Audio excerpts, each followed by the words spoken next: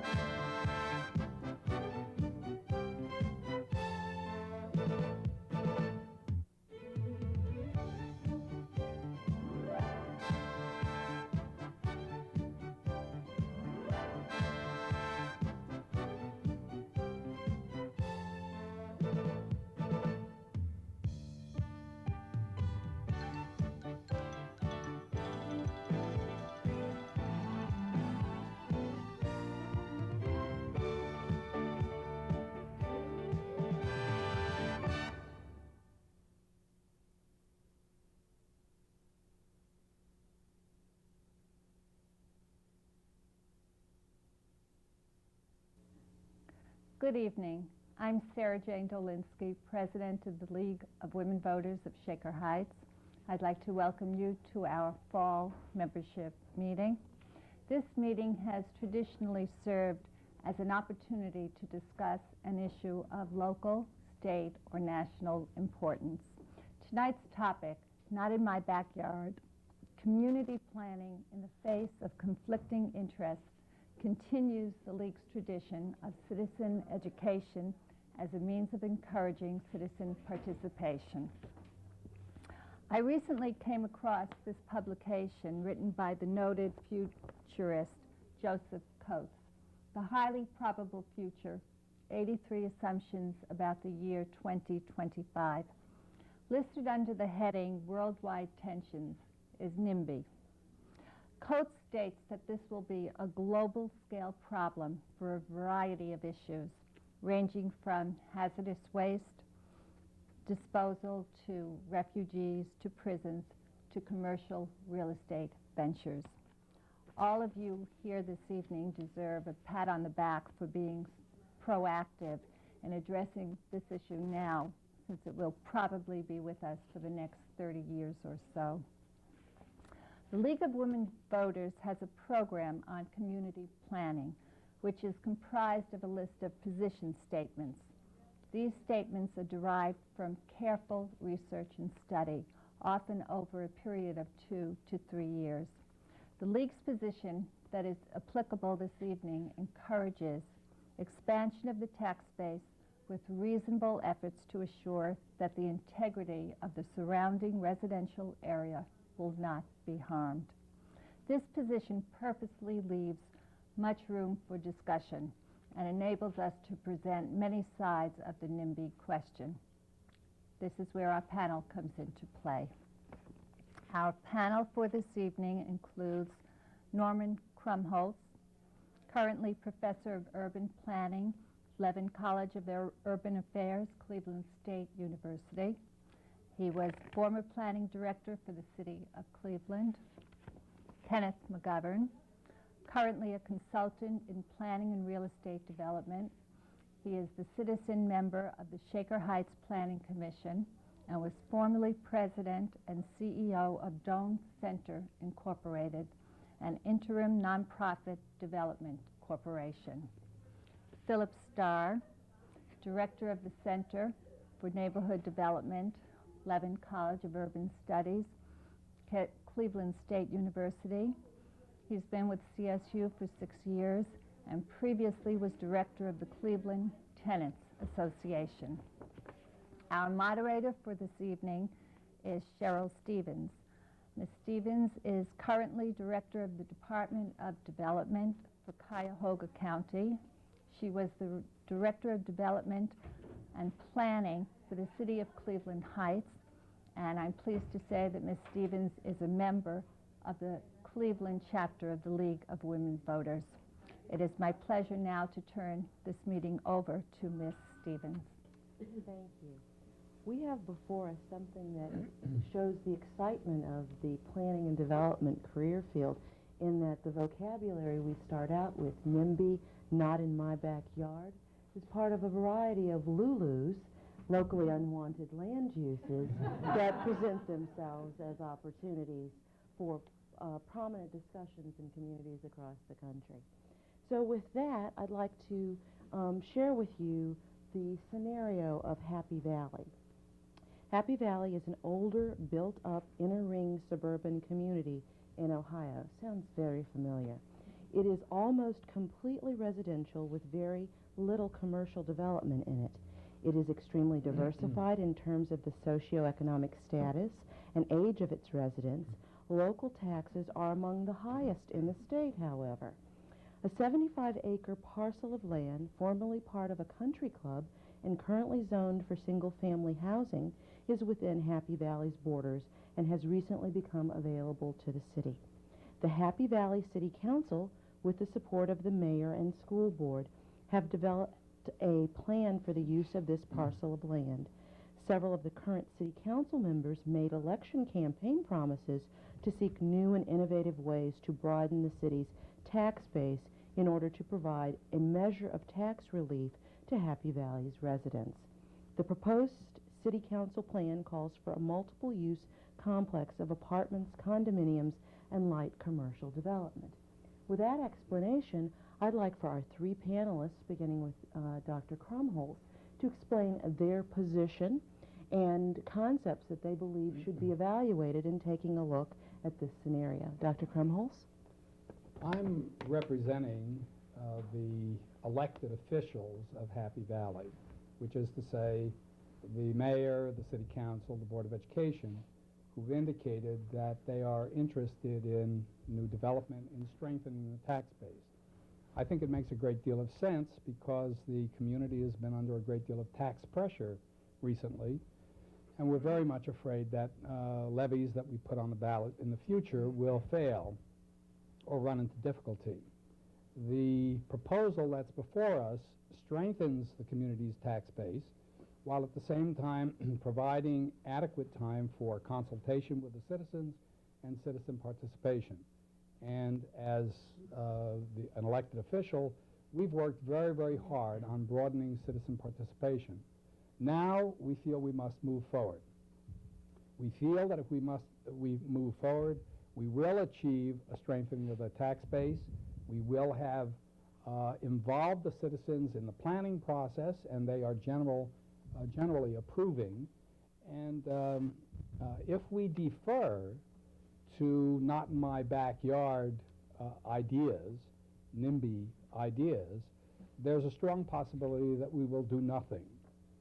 We feel that it is incumbent on us as elected representatives to serve the broadest possible public interest. And in going ahead with this project, we believe that we will achieve that objective. Next, we have Kenneth McGovern. Mr. McGovern, could you explain your position to us? Sure. As most of you in this audience know, the role of the Planning Commission is to basically be an unbiased, rational, analytic body that tries to bring some balance between competing interests and represent some groups that may not be around the table on a given issue. When we're functioning at high capacity and perhaps at our best, we are representing some of those future interests of the community that are not represented. We may be representing something as elusive as community values at the table and are trying to bring some rationale to the decision process. Planning Commission is not a decision-making body. That's to the likes of Mr. Krumholtz to take those votes, and it's up to people like me to sort of recommend some policy alternatives to them.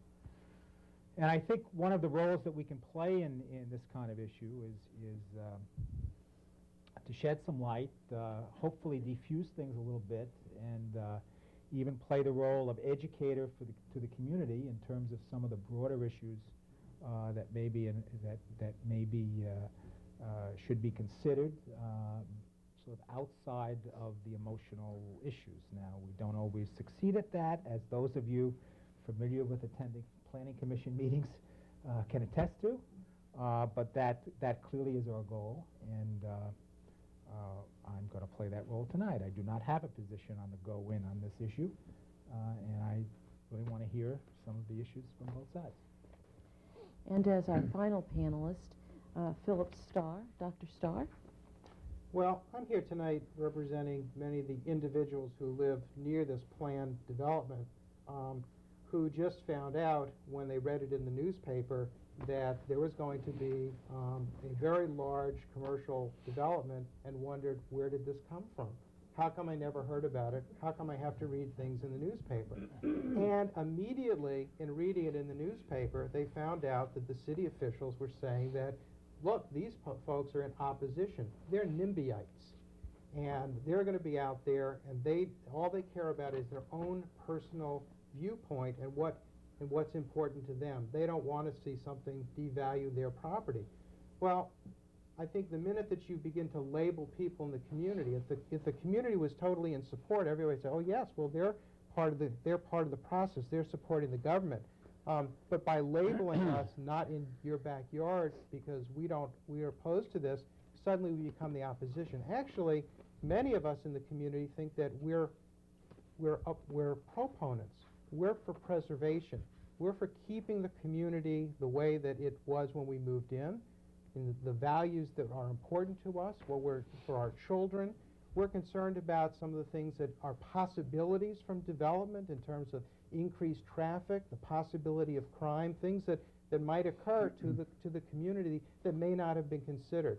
From the individual point of view as a citizen, when we elect people to represent us, the idea is that that elected officials should be leaders, and a leader should be visionary, but a leader should also be somebody who's a facilitator and brings together the community in a process. We feel that we should be able to be informed about the project, be able to participate in the decision-making that goes on, and that we shouldn't always have to hear about things at the last minute.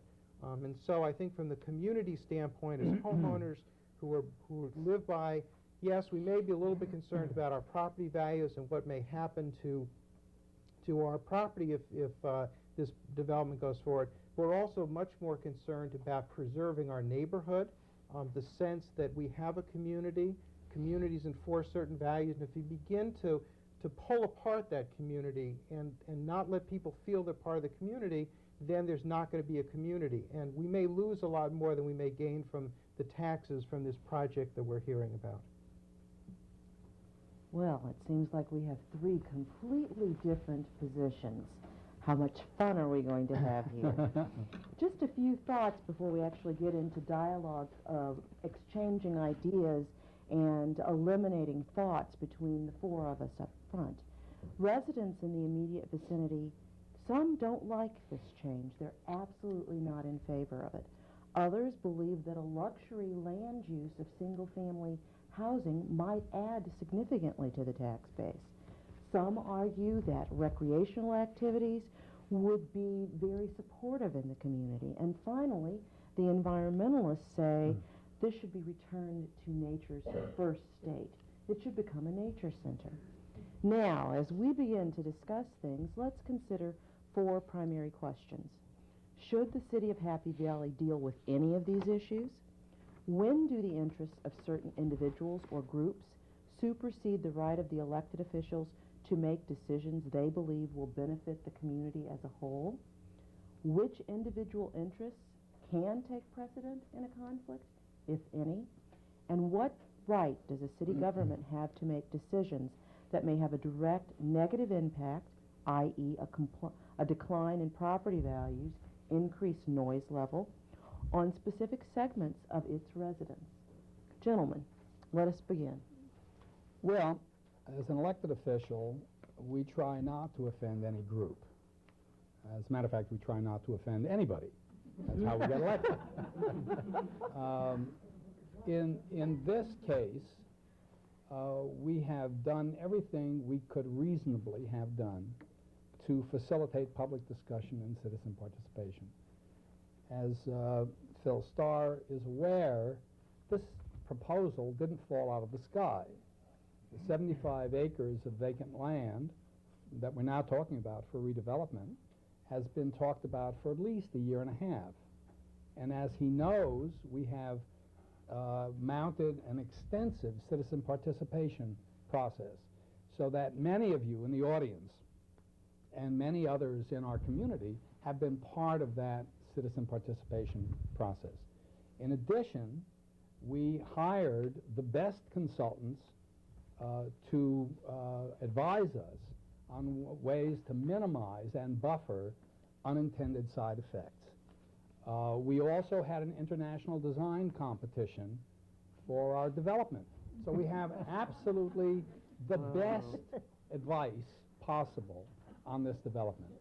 Now we'd like to go forward with the development because we're absolutely convinced that will give us a great many benefits without the offsetting loss of community or property values. The development is going to be adequately buffered, so there are no unintended noise level increases. Traffic is well maintained. The design of the number of bedrooms is severely controlled, so the number of children who show up in our development will not swamp our Be careful school there. board. You remember the fair housing law. Well, yes, but we're working very, very closely with our schools, and our schools have been part of the planning from the first, and we wouldn't have it any other way. And so it's important for us to understand the number of children who are going to be coming into our system, which will not swamp the system. The apartments and the condominiums that will be built there will give our senior citizens who are empty nesters an opportunity to move elsewhere to smaller configurations and stay in the community. And we all want them in the community. Excuse me, Dr. Krumholtz. Dr. Starr, if I might, could you address how your group felt about the citizen participation opportunities that lasted throughout the last year and a half with international advice? Well, I think it's a question of sort of which side you're sitting on. I mean, yes, there were citizen participation. There were 2 meetings that were advertised in the newspaper, and they were held at 10 o'clock in the morning, one on a Tuesday and one on a Friday. They were a month apart. And, you know, while there are, you know, some people who may have been able to attend, I believe there were only 5 or 6 who was one meeting and 3 at the second one. And so it even declined as the number of people who showed up. Most people who live in this community work, and that's how they're able to afford the taxes that we have here. And in fact, in many cases, both, you know, if it's, you know, they're both parties in a family are working and maybe even working an extra job, you know, to make ends meet. And so there is a question about citizen participation, and we appreciate the fact that the city saw the need for citizen participation, and that's very important. But I think the problem is that a plan was presented, and then citizens were said, here's the plan that we went out and hired architects. We hired international people. Maybe they're good at designing piazzas in Rome, but what do they really know about, you know, about this neighborhood? We didn't have an opportunity to participate in who was selected, what their track record is. And what happens is that then we're put in the position of being reactive and sort of coming up with ideas after the fact, rather than what I would suggest may have been a more appropriate role would have been to say, here we have 57 acres of land. 75 acres of land. Well, we have more land, so we can do more things with it. So, and so what we need to do is bring the community together, surface the various positions and issues, not so they come out afterwards. Sit people down and begin a collaborative process to think about ways in which this land and the competing uses, and see what type of consensus can be built to explore the various issues. And that's what I'm talking about, the facilitative role of government, because I think that's one of the things that can be done. This is a very informed community. This is a very enlightened community. And I think that when you suggest that we have to go out to international architectural firms and planners, we have some of the best experts right here in the community. They live here. They know the problems. They know the traffic patterns. They know where kids go to school. They know the types of problems that could arise. And they're the ones, not some other planner who should be thinking. We should be presenting what our concerns are and then have some experts tell us how to mitigate those concerns. I'd like to really ask both of my colleagues a question regarding, this is really the last large tract of vacant land of any quality that we have in this community. And I'd be curious to know if City Council has really factored that in its evaluation, at least in terms of the future. And I'd also like to ask, in terms of some of the neighborhood folks, you know, somebody not sitting at this table at this point in time is the owner who has a matter of right can build single-family houses on this tract of land. And he is not going to sit around and wait while this debate goes on. And I'm wondering if the community has taken into account that unless the city does take some intervention, that's a very likely outcome, is single-family housing within the existing zoning laws. And I'd Well, like for we're- both of you to comment on We're that. very, very aware of that. We've talked to the owner of the property, and he has agreed to give us the year and a half in planning that we've already consumed. We've made every effort to try to broaden the base of citizen participation. You know, you can't absolutely guarantee that people will come when you have a public meeting, but I think we've gone How do you above feel and about the loss of the beyond. 75 acres of the open space? We've The considered the large law. tract Yeah, of open we've space considered the community. loss of the 75 acres. We understand that the open spaces is an important part of the community. At the same time, our prime concern has to do with the economic base of the community. And we are now in a bind. And we feel we desperately need to develop that land in an effective way that'll generate an adequate amount of tax revenues so that our school system will be sustained and our public services will be maintained at the same high level that they are right now. If we develop the 75 acres as we propose to develop those acres, we think the side effects, the unintended side effects, are going to be minimal. The tax revenues will be very high. We'll be able to put aside any thought for the foreseeable future of a tax increase. Any public If we access to do the not, land? beg pardon? Any public access to Yes, parts of the land? the development includes public access to parts of the land which are held in permanent open space. Right there, as a matter of fact. So, Well, that wasn't our understanding of the plan, so you see, I mean, even this meeting tonight shows that we're learning some additional information that we didn't have in our scenario, because I thought it had already actually been given to the city, and the city had control of it, so we weren't quite under the gun, but I think from the standpoint of what citizen groups often find themselves, or coalitions of citizens, is that you're put in the position that, well, if we don't act and do this, then we're going to lose this great opportunity. I think there's also an issue for the community of stewardship, and to think about the future that you're raising. And the fact is that if the city wants to, it can hold up any development. It is because it has control over the. Speak to our lawyers. It as to has. how It has. far some- we can it hold has- up I would- development it has some. It without has it- some without it control. being a No, take. No, I'm not. Well, you know, if you're taking from, you know, what other people had invested in the community and what they assumed the quality of life was going to be, and now suddenly they have a commercial, you know, establishment right behind where their homes are, that you have cars parked, you've got pollution, you've destroyed a bird sanctuary. We have the Canadian geese that are coming here every year. I mean, you know, that adds so much to you know, to the community.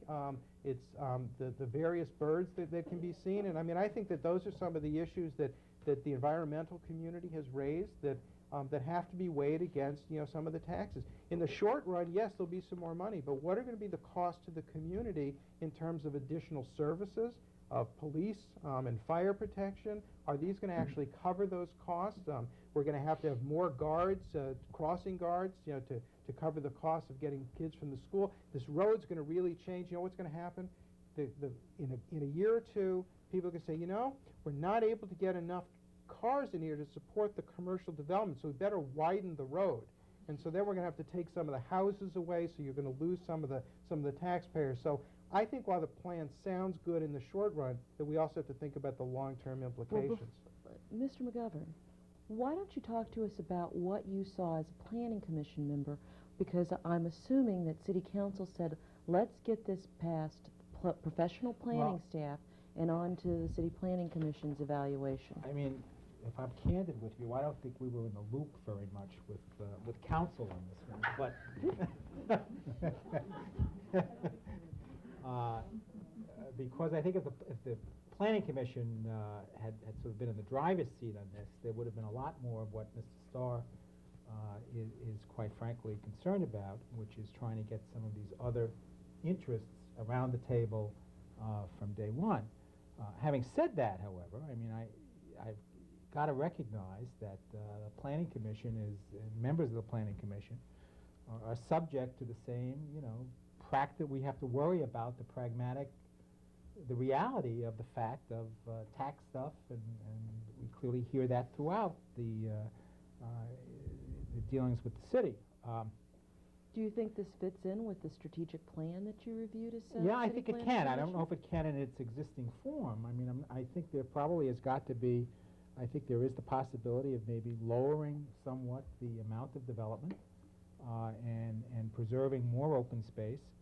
I haven't, quite frankly, seen the environmental impact statement yet to know to what extent there may be some very special segments of this site, to know whether or not there really is validity to some of these environmental concerns.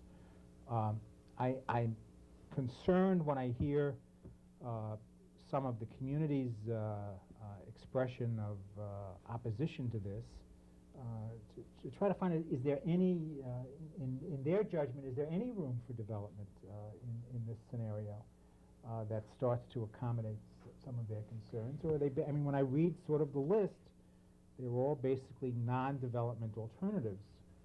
I'm not sure how the city pays for this, and I'm not sure, particularly with some of the competing demands that the city has on its budget. So I may like to have it all preserved as open space. I may like to have a 75-acre recreation center, but based on where I sit in the Planning Commission, I don't see how this community is going to do it. So I'm looking at the alternative of single-family houses. I mean, that's In really what I'm many looking at. communities, the Planning Commission plays an advisory role to City Correct. Council.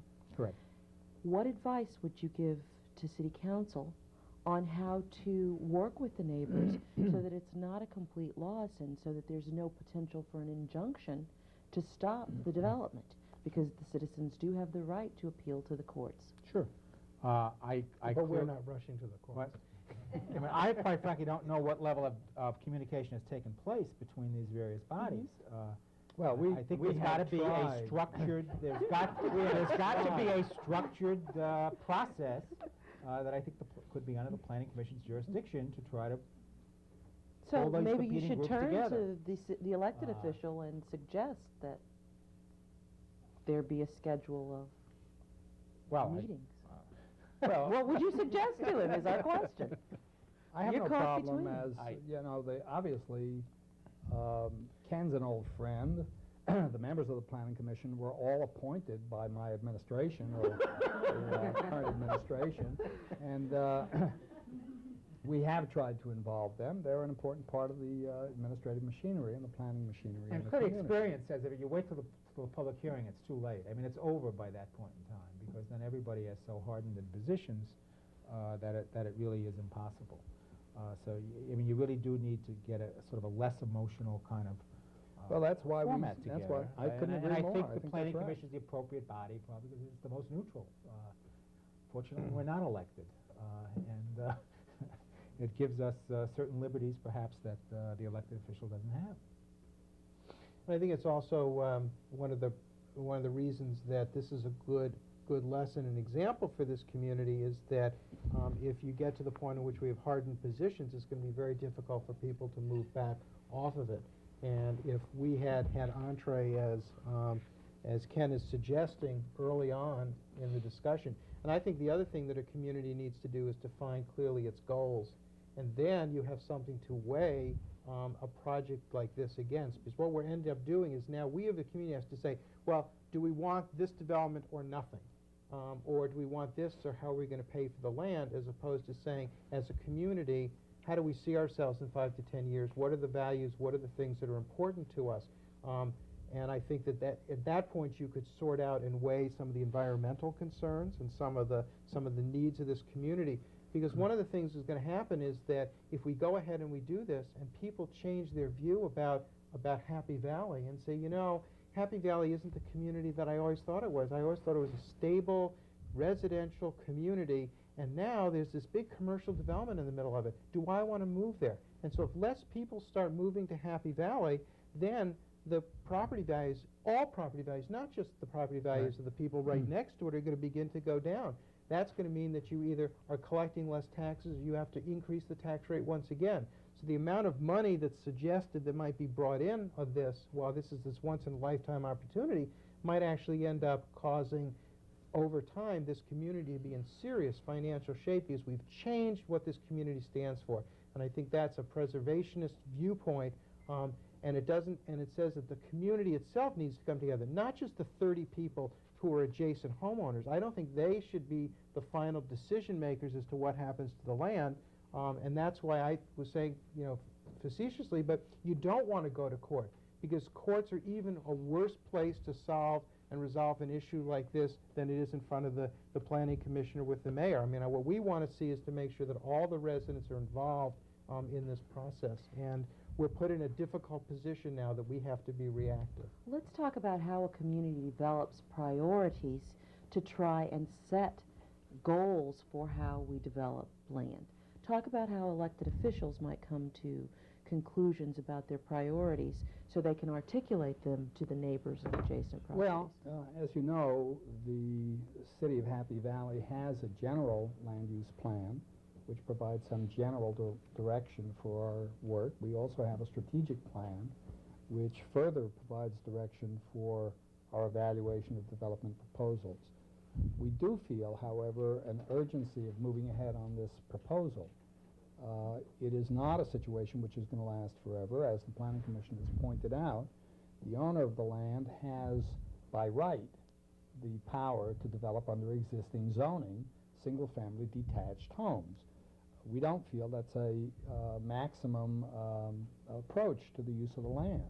Now, while we are very, very sympathetic to the observations and complaints that Mr. Starr has raised with respect to the environment and what might happen in 5 or 10 years, all of those things might be a possibility, but they're all very much hypothetical. We are faced now with the problems of maintaining our school system, which has very, very high standards, which we want to maintain.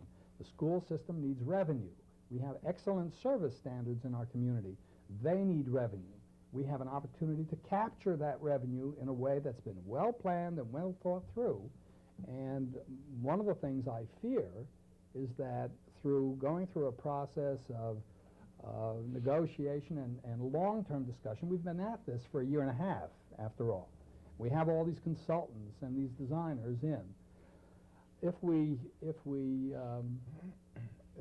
engage in further discussions in the kinds of information seeking and value seeking and community value seeking and so on that Mr. Starr is suggesting, I'm afraid nothing whatever will happen, and that we'll just be chasing ourselves around the table without any tangible results.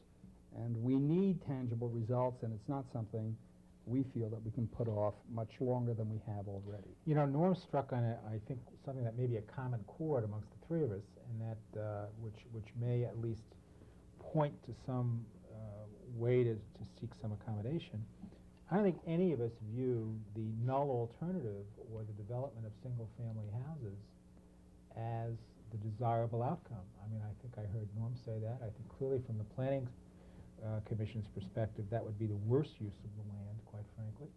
And my hunch is the neighbors and the environmentalists certainly don't want to see that thing carved into 6 lots to an acre kind of single-family development. So that says that it is if we don't want that outcome, that it's incumbent upon us to figure out some way to reach some accommodation. So if there is some hope in sort of the debate, I mean, I think that's sort of the beginning of kind of Dr. solution. Starr, are you in agreement that you don't want to see the 6 lots to an acre upscale housing as a predominant use of the said it land? upscale. I mean, I'm not Well, necessarily. Who it says the guy's going to build luxury. upscale? I mean, It says luxury that's what single-family one group homes. wants, but the owner may build whatever he wants. You know, whatever he can do within zoning. He might be ticky-tacky. Who knows? Ooh. I'm depending on the planning and development that's staff true. to get We rid will- of that. we will- Just a we'll personal apply very high professional standards. bias. Right. We assume no ticky-tack. Well, I mean, I would agree that there's certainly grounds for which we could come together, and I think that there are various ways through a facilitated process of collaborative decision-making that we could sit down, and we'd be certainly willing to sit down with the city, and I think the Planning Commission might be the appropriate body to pull the various groups together.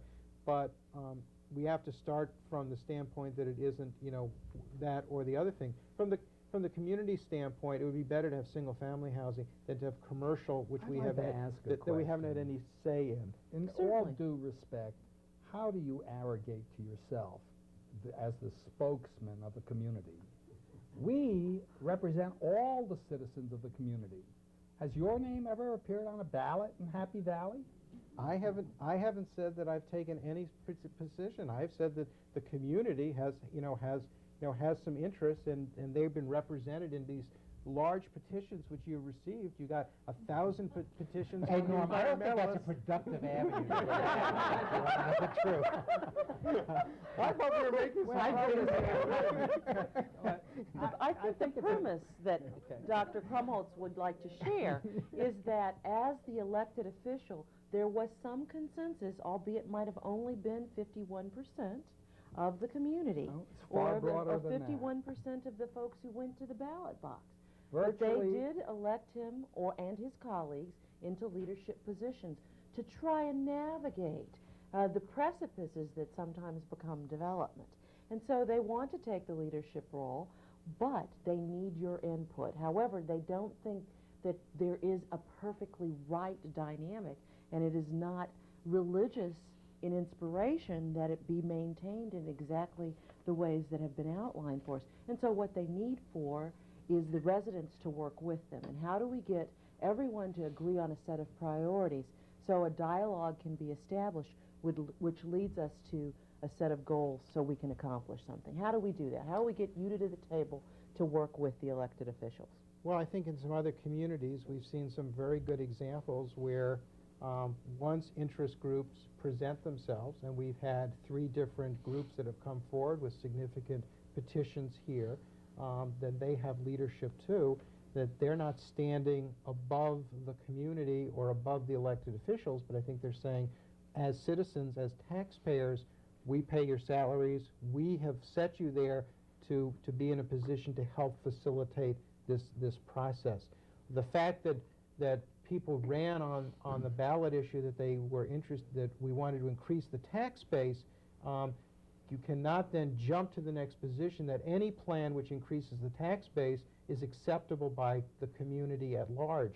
I mean, one way, obviously, that this could be handled would be to put the plan up for a referendum vote, to the community to get a sense of where the whole community stands. Could we But come to a consensus tonight Time that out we'd on not like to go there? No, that's a terrible- As the kids would say on the street, we definitely don't want to go there. How do we avoid that issue? Well, I think you avoid the issue. What other communities have done is you've used what is called a negotiated investment strategy, in which the interested groups can come to the table and they look at the fact that they have to make a decision and that they are representative of the various viewpoints and begin to weigh first establish those community values and goals, because that's what you have to decide on. If everybody's clear where you want to get to, it's going to be a lot easier to chart the course there, as opposed to having a lot of people sitting there with very different, talking about the strategy to do it. You can't develop a Phil, strategy until you have the goal, and if I don't may think that we say have so, a clear goal here. Both the city's general land use plan has a whole set of goals, and the city's strategic plan has a whole set of goals. So I would say, since those goals were derived by public agencies with citizen participation and input, those goals are significant and important. We don't have to rediscover those goals. Yeah, except Norm, those goals also say preserve open space. It says meet the recreational needs of the community, because it's a And it shortcoming also of it. says So it meet the says a whole economic lot of development things. needs Yeah, of but the that's not going to community. get you out of this morass, that community, that master plan. I mean, it's going to list all these wonderful goals. And I mean, what we're stuck with is how do you find some balance between them, and what's the trade-off? And how do you pay for them? Well, can we eliminate one problem that keeps reoccurring in the dialogue, and that's that property values will decline with certain types of development? Would City Council and the Planning Commission figure out what those negative kinds of investment were and eliminate them from the potential development scenario. Our studies indicate that there will be no decline in property values. Any of the deleterious side effects that might produce such a decline in property value have all been incorporated into the plan, and so we do not think the plan will have any adverse impact on property values. We're very, very careful in going through that, particularly with the citizen participation element of the planning process. But you haven't convinced the residents Well, of I mean, that. that's the red herring of change. I mean, you know, it's always out there, and there's no way that you can prove it. You can point to other communities where you've done X, and somebody will come back and say, well, we're really X minus Y. It is almost impossible. I mean, the best you can do as a responsible government is to try to recognize that that is a legitimate, real concern. People have real stakes there, have a real place at the table, and you can do everything in your power to try to cushion that connection, that edge, where that situation is likely to occur. And I think you can point to plenty of places where that has succeeded, where you have put two kinds of uses together, if you've effectively planned for it and probably spent money to make that kind of edge situation work. But try to convince the guy whose backyard it's in, and you know, you're never going to do it, quite frankly. So at some point you have to use some leadership and some judgment, saying, in our best judgment, we have recognized that issue and have attempted to resolve that. I think you've just set out my position perfectly. Hey, on a lot of things, Norm, we agree. You know? And I think the only disagreement there is the point at which you invite the community into the process. And the point at which you would have invited the Planning Commission for advice and counsel to government. I mean, to have used them into the, into the process. And eventually, a decision will have to be made. But if people understand that decision, if they've been part of it, if it doesn't sort of come, better people than you or experts or consultants have decided this for you, and now you have to accept it. So I think if Norm had opened up the process to us and allowed the community to participate, I also think that there's some other tougher issues here. I mean, in terms of some of this development. This development from part of the community that's represented is really supported because it's going to provide some opportunities for lower income residents who've never been able to live in this community. And so we don't want to foreclose the opportunity here for this development, because on an equity basis, we believe that other individuals should have opportunities within this community. And we see this as a very complex and competing needs for this neighborhood and for the future, but we think that they have to be addressed more flippantly than we looked at it and this is what we decided because you elected us. I don't think that's enough to convince me that everything's been looked at. Gentlemen, I'd like to take this time to turn to the audience and ask them if they have any questions of the panel, so that we could get a perspective from the residents or folks who have looked at this from maybe a non-stakeholder's position, to give us maybe a little vision beyond our territorial position. Are there any questions? Yes. I have a question, principally I think to Phil, but the others may have viewpoints.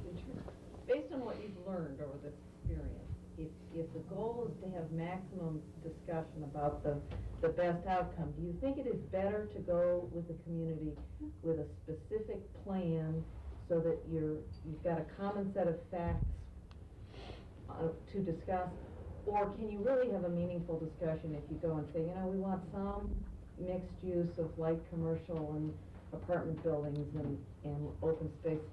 Let's talk about it. Or does that second wide open alternative allow people to imagine the worst possible case? Well, I don't think there's one answer. I mean, I think that it really depends upon, the situation, the opportunity. This is obviously a very unique opportunity for this community that won't present itself again. I mean, it's kind of different than if you had a redevelopment on the main street in Happy Valley, and somebody was interested in knocking down some buildings and building a parking lot because they thought that parking lot was important for the commercial, vitality of the community. And there were a number of storefronts that were in favor of it. There were some community residents who were opposed to it. And there you sort of have a plan. And there's been a master plan for the street. There have been opportunities for the community to participate. And I think it's different when you're talking about something that is so large and so significant for the community, that suggests that maybe you do have to, take the chance of bringing the community in, because it's fairly well known that the interest that emerged and surfaced here of the environmentalists, of people who are concerned about the adjacent property owners who may have legal recourse and concerned about their property values, people who have been pressing for a long time in Happy Valley because our recreation facilities aren't quite what they should be, would want to be part of that discussion. I think it has to be focused. I think that you'd have a specific area that you'd say, here is this opportunity. And it may even be that for certain things, the community could look to the fact that we've seen the population in Happy Valley as an inner-ring suburb moving out. And we know that there are going to be certain opportunities and certain challenges and pressures. We might even want to begin to think about what are some of those things that may be occurring. This didn't sort of come out of the blue that this was a possibility, so there may only be 2 or 3 of these large, significant development opportunities in Happy Valley that we could think about. So I don't think there's one answer. I also think in terms of where we started this and not in my backyard, I think there are certain things that the community is going to have to say, this is important for our community in terms of sharing our responsibility within this community, within this county, that there may be some significant opposition to, but would have to work through that process. And I think that if people have set some of those, the goals as the Planning Commission, has talked about, of trying to preserve open space and trying to provide an integrated community. Happy Valley has a very long history of being an integrated community, and we certainly want to preserve that. And so what are the types of things that we'd have to do to assure, that future? And I think you could have that conversation, with the community. You obviously have to find stakeholders who can sit down at the table and are representative. And I think a mistake that also can be made is that 8 people who show up at a meeting or 50 people who show up at a meeting and say, I am the community and I speak for the community and this is what I want, I don't think that's the way you do the process. I mean, I think that there are identifiable stakeholders within Happy Valley, as there are in most communities, like the League of Women Voters and the PTA and organizations like that, that have a stake, have a stewardship role as nonprofits, as concerned citizens that could be brought to the table for that type of discussion. But there isn't one answer. Not too long ago, there was a Happy Corners retail center in this community. From my perspective, that was a successful process, and there may be certain parallels there. I mean, it had a lot of process before there was any pencil on paper. And there were a lot of the stakeholders and various segments of this community that were sort of prepared. By the time it was time to put pencil to paper, they knew that was the right thing to do. And I don't know, there were people in this audience that know it probably better than I do, that was probably 1.5 years, 2 years. And that was a big bite for this community in terms of dollars, in terms of multiple goals, not all of which were financial. It had to do with competition and keeping the community competitive and things like that. And I think there's something to be learned, at least in terms of large-scale projects. I mean, you clearly can't invest that kind of an effort in, every small little development. But I think that might be enlightening in terms of how you do that. And clearly there are some people around here that know that better than I do. Well, I agree that citizen participation in process is an important part of any large-scale development plan. However, it's got to be with heavy professional involvement, and it's got to have some kind of an understanding of a time limitation. Things happen in an urban community at a certain time. the schools run out of money. You run out of money to pay the police and firemen. And you have to try to respond to those needs within some kind of a sensible time framework. If you don't, the decision gets past you, and whatever you do with the proposal goes down the tubes. There also has to So be I think citizen participation is important, process is important, but professionals are important as well, and some kind of an understanding of a timeline is key. There has to be staff that listens and takes the process seriously and comes across as taking it seriously. Because I think staff can really blow it for a city if they're there just because they were told to be there at that meeting. So I think and that's a subtle kind of piece of the puzzle. Other questions from the floor? Yes, in the back of the room. Yes, I certainly understand that this is a most unique opportunity for Happy Valley. Pardon me, I almost said Shaker Heights. I also understand that from a planning and process aspect, it's terribly important. I understand the emotional attachment that people have to this, and I certainly understand the difficulty of change for any community. But what I haven't heard the panel address is really the economic return and cost to the community. Are we talking about a 1 or 2% change in the tax base, or a 30 or 40% change in the tax base, which I think adds a whole different dimension to this, not only in terms of the return, but also in terms, very importantly, of the cost of education, the cost of city services, the cost of sanitation, and so on. So we've talked a lot about the process, but we haven't talked yet about what is the return here. It may not be worth the pain. Oh, It's no, a very we've valid, taken I think it's a very valid point, and that's the concern we have, is the international consultants didn't include that in their report. You didn't read the report in great detail. Well, we haven't been able to see it.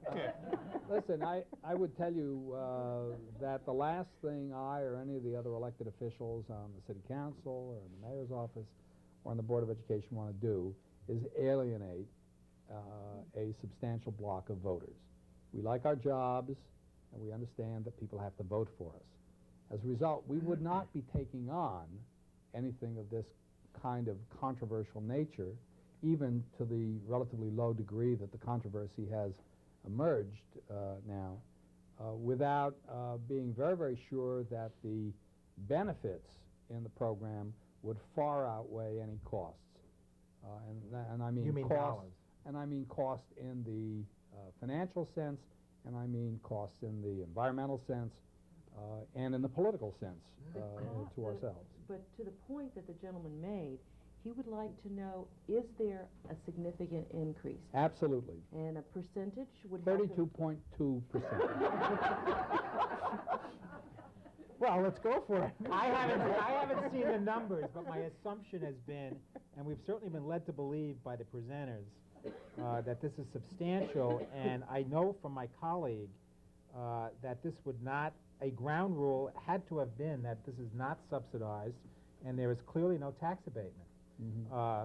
So my assumption is, given the scale of this project, if it's not abated, and you're currently looking at a country club tax duplicate, this is a significant increase of 75 acres onto the duplicate. So I think it's one of major financial impact to the community. I mean, my question is, I'd really like to see if you can't start using, scaling back perhaps some of it, and using some of it to get some of these community benefits, whether it be preserved open space or some public recreation space, whatever, that you can somehow carve it back to 60 acres from 75, or something like that, maybe even more densely develop a portion of it, but to get more community benefits out of the deal than just additional, not that I mean to minimize additional tax payments, but to also address some needs of the community at the same time. Yes, sir. You've slipped sort of a couple of times. The panel has in and out of roles. This is a sort of out of role question. You reflected before about the issue of window of opportunity came up, and how much process is too much, and the product and Norm, I think you mentioned an urban community only gets certain opportunities. This is the last piece. Phil, you mentioned something like that. And I wonder if you couldn't expand a little bit more on that. At what point does leadership take hold and say, look, we've got to do the right thing as opposed to doing it right, kind of overdoing the process and missing the opportunity? Because that seems sort of critical in this piece. Yeah, I think, going back into role, none of the people on the Board of Education or the City Council or in the Mayor's office would have undertaken to raise as much sand as this proposal has raised if it weren't of substantial benefit to Happy Valley. So we're, in a sense, providing what we think is leadership, taking a chance with our political careers because we think it's in the very best interest of the broadest public interest. And that doesn't mean that we have not tried to make accommodations to citizen participation or that we might not modify this or that element of the program to satisfy some of the protestants. But it does mean that we're importantly involved in trying to do the best we possibly can for the broadest possible public interest. And that's why we're out there trying to push this development. And answering it in role, what I would say is that he's made it very clear that one of his highest priorities is to get elected. And doing the right thing and doing the popular thing may not necessarily be the same thing. And that sometimes politicians are put in a very difficult position where it's hard for them to do the right thing when they don't have the citizenry in a position in which they have been totally informed and they back themselves into a position which they're convincing the community it's the right thing, that we're going to be happy in Happy Valley about this. They will get reelected because enough people just, it seems like a good thing, it's going to bring in more money, it's going to solve our problems, maybe for a couple of years we'll keep the taxes down. I think it's also a question of defining community. I mean, a lot of this discussion so far is what's best for Happy Valley, which is a small municipality among 65 other municipalities and a city that's having some problems, and we have some regional considerations. And so there may be a broader community and a broader context in which we might want to look at this opportunity, because it may also serve more of a regional use that could look at sort of the preservation of land and open space that could be important as an asset for the broader community. And that might create some other solutions to the problem of rather looking at just what Happy Valley can do. We may be able to think about some unique solutions outside of where we're at. And I think that that's one of the things the community, by being involved in the process, can raise, which politicians might not be willing to. As a follow-up to his question, was the opportunity brought to the city, or did the city seek the owner or developer of the property out? The latter. The city sought out the owner of the property and proposed to the owner that we develop, the city develop, a plan that would meet his objectives and the objectives of the people of the community. And as you know, there's been rumors for a long time that the country club was going east. Is there an option on the property by the municipality? No, we have a gentleman's agreement with the owner. And what not to type of develop. time frame is the owner Well, extending to? we've been at it for a year and a half. We might be able to keep him happy for another 6 months or so at the outside. I think an important piece of this is for this, if at all possible, the city to negotiate some time in this equation and sort of to let the process play out and sort of not have this hanging over the community's head like we've got 30 days to do X, Y, and Z. I mean, I think the leadership of the community really needs to buy some time and take some leadership in trying to get that. Yes, sir. I moved here because I like the tradition of single-family use that we have here in Happy Valley, and I'm alarmed and concerned about how you will control the kind of people who might move into such a complex. Mr. Starr mentioned equity, making more equity to live, and I think the council has talked about multiple use kind of things. Already in the years that I've been here in Happy Valley, I've noticed that there's more and more children in the schools without the kind of preparation that we're used to. And my younger children entering are finding that they're in with children who don't really know how to read by the first or second grade. And it's just, Happy Valley schools don't seem to me like they used to be, and I'm afraid that this will just accelerate this trend to undermining the kind of school experience that we've had here in Happy Valley. Soon it'll be filled with college professors. God save us. Well, our plan, as you know, calls for multifamily use, including apartments and condominiums. Single So, parents, I suppose. and- so you're right to be concerned about the multifamily nature of the development. And But our the experience is single parents may not be able to control their children the way that we're used to. the quality of what we're proposing, however, and the size of what we're proposing suggests that the prices will be high enough to meet the high qualities of the other property owners in Happy Valley. Furthermore, the number of bedrooms in each one of the units has been designed in such a way that the number of children will be well within the capacity of the school system to handle the few additional school children. And Well, mine, upscale multifamily developers absolutely don't want any children, okay?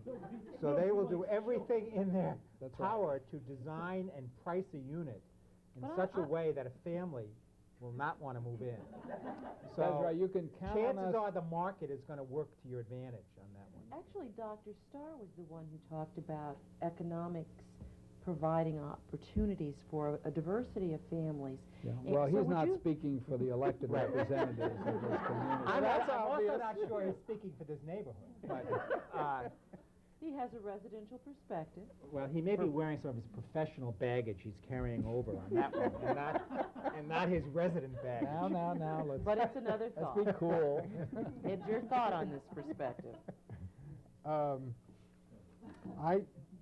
Are you a member of one of the homeowners associations? If not, you could join up this evening. It's only $1,000 to become a member, so we can keep the community the way it always has been. I think that those are concerns that we think the city needs to address in terms of their planning.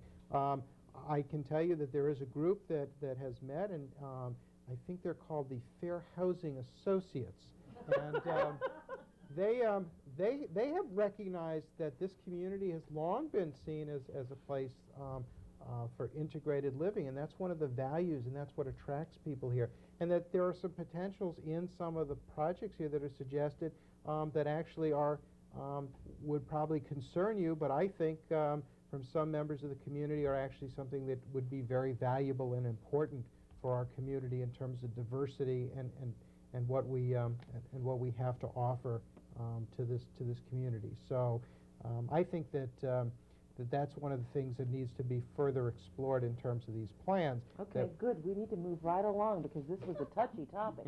In the back of the room. There's one person representing City Council and the Board of Education. Would you think it's possible that those two bodies would have competing interests here in the life and how the two bodies confronted? No, the way the problem was given to us was that the Board of Education, City Council, and the Mayor's office are all in total agreement on the project. It is likely, however, that those disagreements, in fact, may emerge.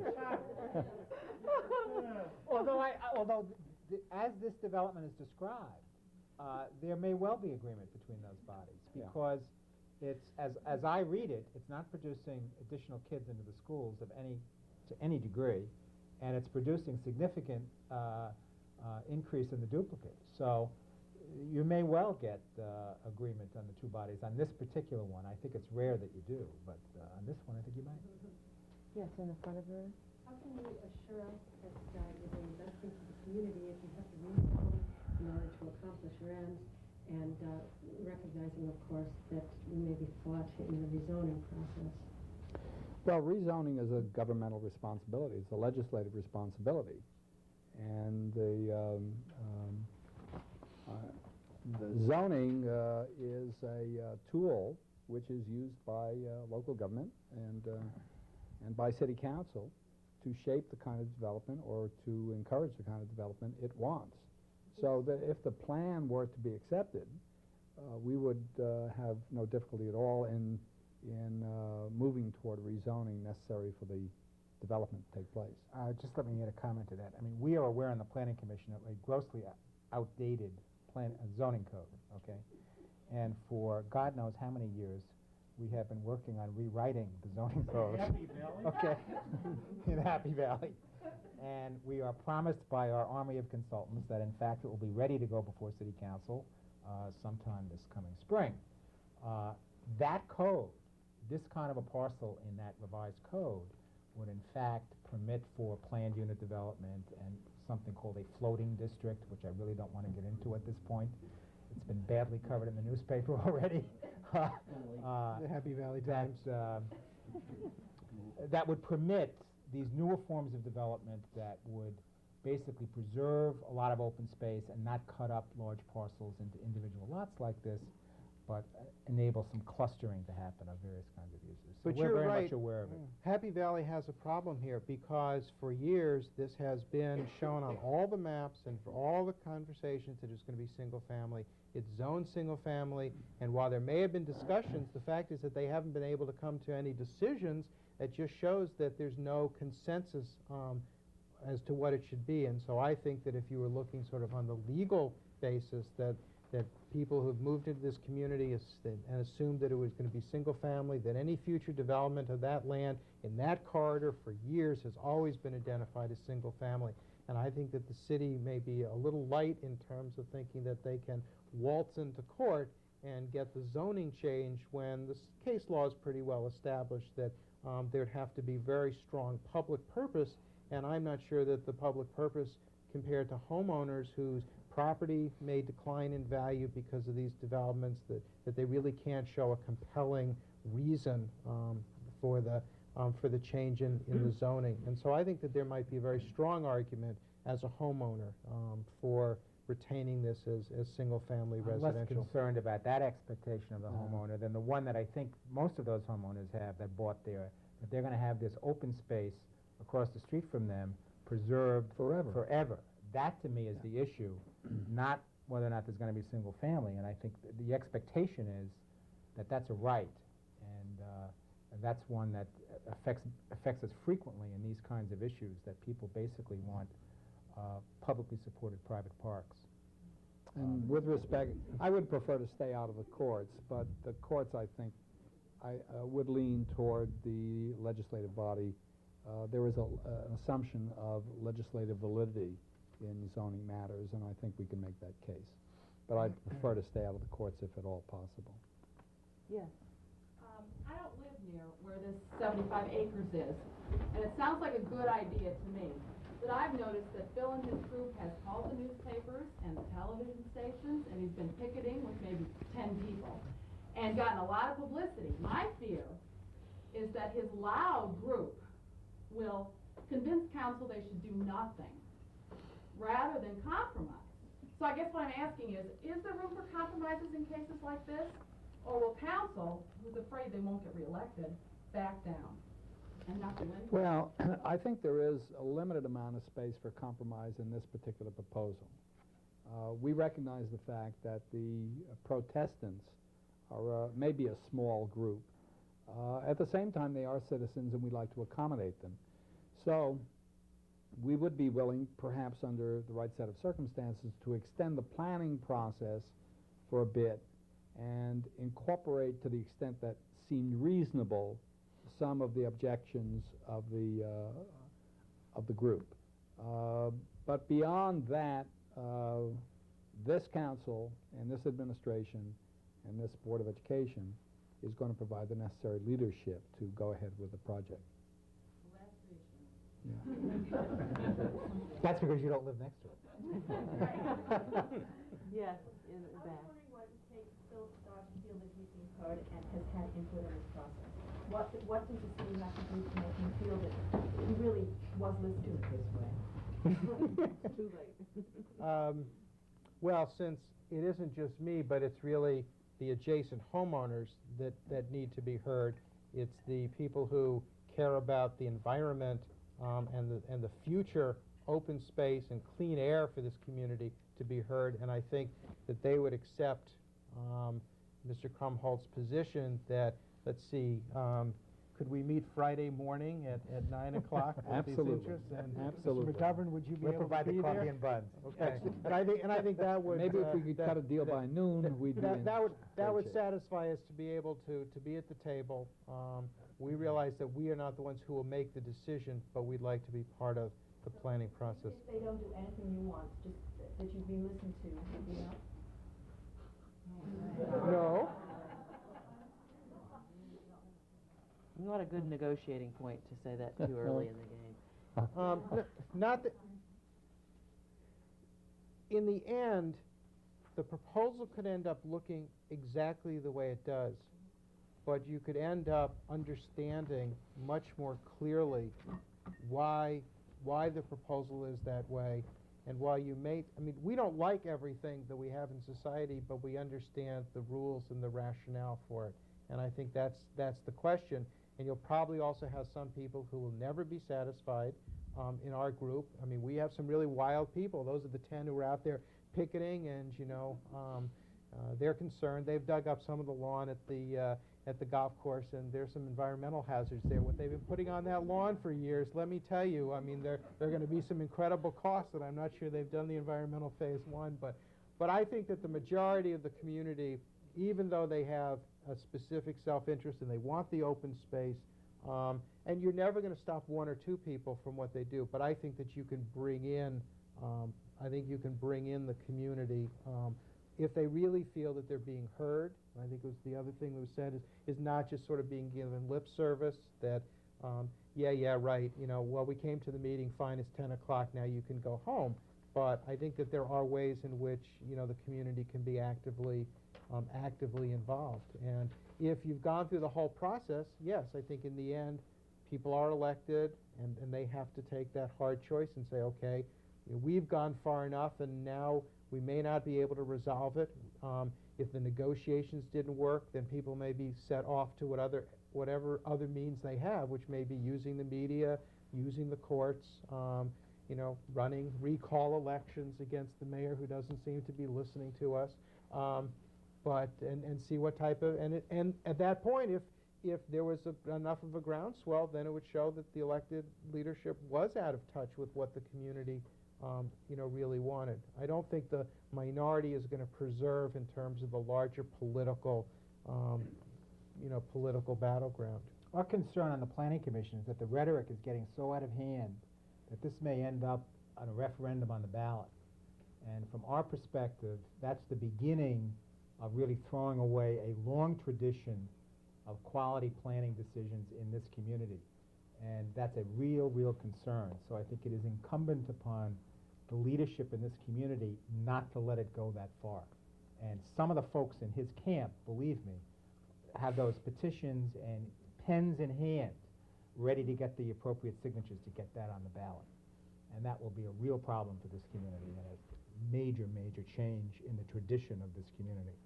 Yes, ma'am. Yeah, I guess that's my question. I've heard the mayor talk considerably about the public interest, and I would like to hear from the mayor how he determines the public interest, and if in fact, if the issue is so contentious that the referendum may be helpful in determining the public interest. And who, I mean, just because the Planning Commission and the council and the Board of Education thinks they know the public interest, and how, maybe what Mr. Starr is saying actually represents the public interest. I'm just asking. That's a terrific question from a former student who was listening very carefully when we raised the knotty aspects of the public interest. I think for the purposes of this discussion, the public interest is represented by those people who represent the broadest public, which is to say the elected officials of the community. Now that's not necessarily a very thoughtful response, but in a way, somebody voted for us. more people voted for us than voted for our opponents in the last election. So to the extent that you can discern representative government, we represent that government at this point. And I suppose that changes if after the next election somebody else is elected to replace us. But at the moment, broad-scale representation, the fact that we've had our names, our programs, our ideas out in the breeze, and somebody responded to that, represents the public interest. Yes. Mr. Mayor, wasn't it something to do with your war chest, which is in fact paid for by some of these very developers? Yes. I refuse to answer that question. Are there any other questions? With that, I'd like to move into a few, I'm sorry, did I miss a question? With that, I'd like to move into summaries from each of these three gentlemen, and then I'd have a few comments of my own. Okay, well, I think what I've tried to do is state as well as I could the position in favor of development in Happy Valley, and it's largely a question of essential tax resources. The city is under a good deal of fiscal pressure. That's part of the issue in the community. And what our perception was, as elected representatives, was to find a way to provide those necessary additional tax resources while protecting as much as possible the good life or the quality of life in Happy Valley. We think we've done that. We think we've provided an ample vehicle for citizen participation. We've hired the best consultants. We've hired the best architects. We've done everything we possibly could, and we're confident that we've minimized any deleterious side effects. So we think that it's incumbent on us in terms of political leadership to go ahead with the project, because it is a project in which the good things far outweigh any negative influences. Well, I guess I continue to be concerned about the level of noise, and that the downside or the risk is either the referendum kind of route or the 6 parcels per acre kind of route. And that from a planning commission perspective, both of those outcomes really, really concern me. And I think they ought to concern the elected leadership, and as well as the community, but in particular, I think the elected leadership on those 2 issues should be extremely concerned. I think there is some room for common ground. I think neither of, at least the 6 per acre alternative, clearly, as I stated earlier, nobody seems to want. I think the council and the city have done excellent job in trying to get very high quality development that meets many of the financial needs of the city.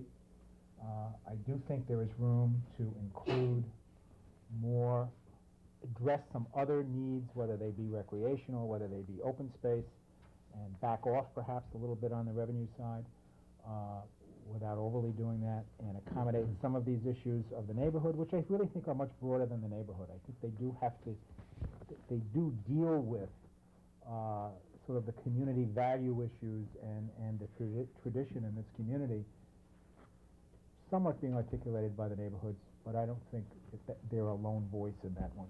So I'm encouraged that there is some room to reach accommodation. I would think the mayor ought to call a timeout and negotiate a bit of a timeout with the owners and put a time limit on it. Give us 6 months to come up with some solutions.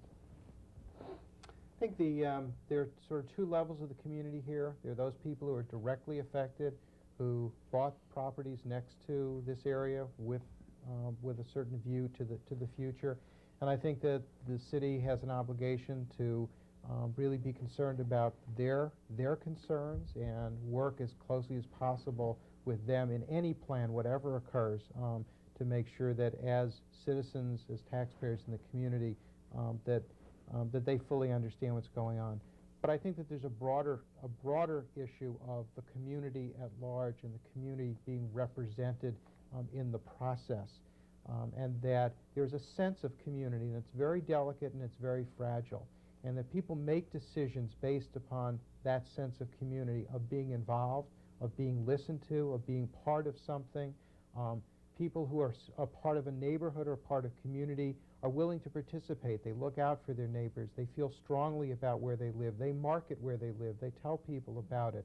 They're willing to pay taxes because of what the community means to them. When the community seems to be shifting or a major thing is happening that they don't understand, that doesn't seem to be the community that they have perceived, that doesn't represent some of the values, that's a very major change, and that can begin to unravel the community.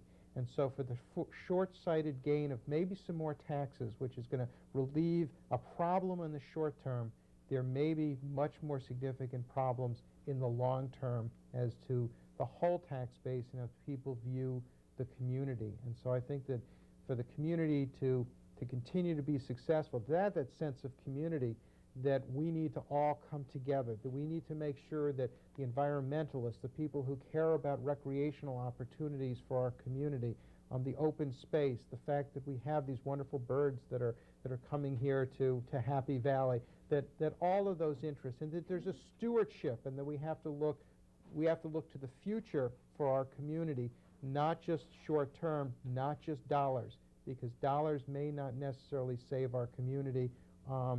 They may end up actually hurting us. So I think that make sure that in the process that there are two phases. One, as the planning goes along, the community is represented in the planning, and number two, that the community understands clearly the decision-making process and has input to the decision-making process. Politicians will make the final decision, but as was stated, defining that public interest can be difficult, and I think politicians have to look more broadly than they have so far in Happy Valley to make sure everybody is at the table. Thank you, gentlemen. Just a few thoughts on what you said to us tonight.